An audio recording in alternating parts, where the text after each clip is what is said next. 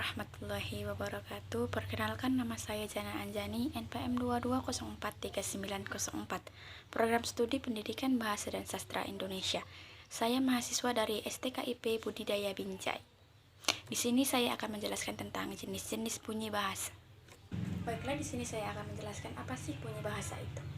Bunyi bahasa atau font adalah satuan bunyi yang dihasilkan oleh alat ucap manusia dan bunyi yang diartikan, kemudian membentuk gelombang bunyi sehingga dapat diterima oleh telinga manusia.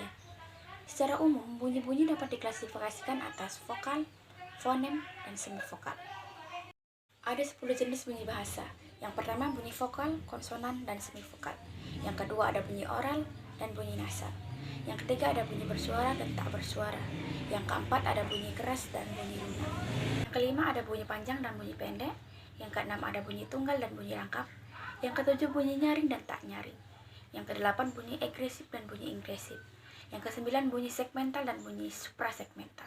Yang kesepuluh bunyi utama dan bunyi sertaan. Baiklah, di sini saya akan menjelaskan tentang jenis-jenis bunyi bahasa. Yang pertama ada bunyi vokal, konsonan, dan semivokal. Bunyi vokal adalah bunyi bahasa yang dihasilkan dengan cara setelah arus udara keluar dari glotis atau celah pita suara. Lalu arus ujar hanya diganggu atau diubah oleh posisi lidah dan bentuk mulut. Misalnya bunyi I, bunyi A, dan bunyi U.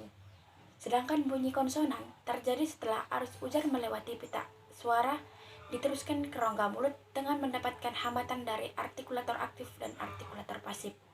Misalnya bunyi B yang mendapatkan hambatan pada kedua bibir. Sedangkan bunyi semivokal adalah bunyi yang proses pembentukannya mula-mula secara vokal, lalu diakhiri secara konsonan. Bunyi semivokal hanya ada dua, yaitu bunyi W yang termasuk bunyi bilabial dan bunyi Y yang termasuk bunyi laminopalatal. Yang kedua ada bunyi oral dan bunyi nasal. Kedua bunyi ini dibedakan berdasarkan keluarnya arus ujar.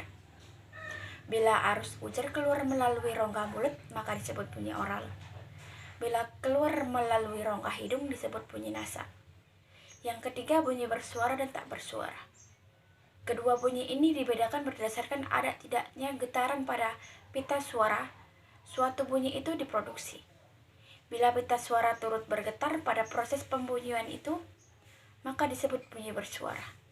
Yang termasuk bunyi bersuara antara lain bunyi B, bunyi D, dan bunyi G.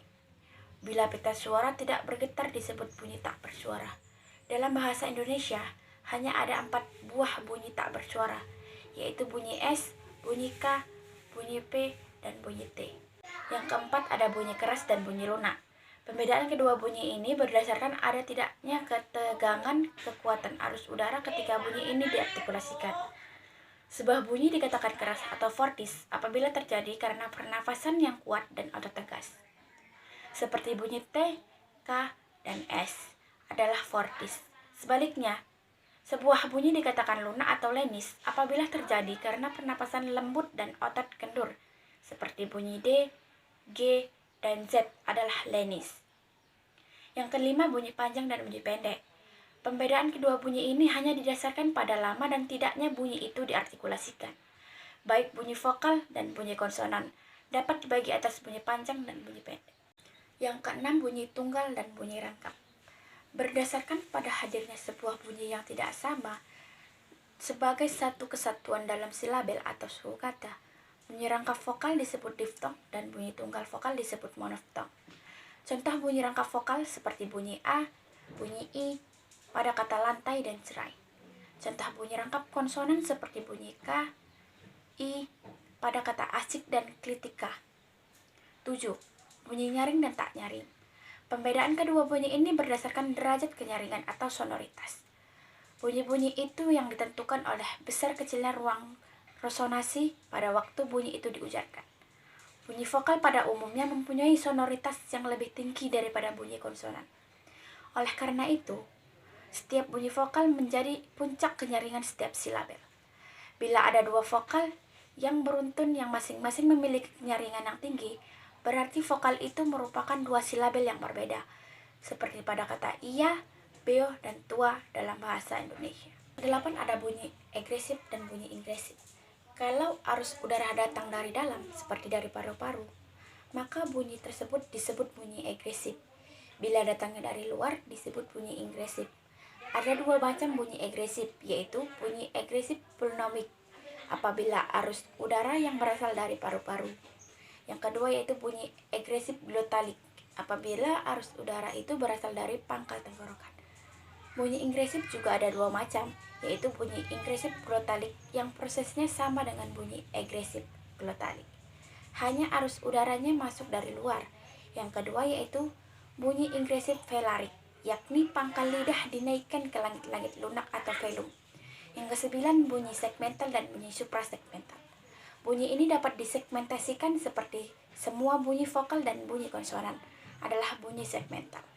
Sedangkan bunyi atau unsur yang tidak dapat disegmentasikan yang menyertai bunyi segmental itu seperti tekanan, nada, jeda, dan durasi atau pemanjang disebut bunyi atau unsur suprasegmental atau non-segmental.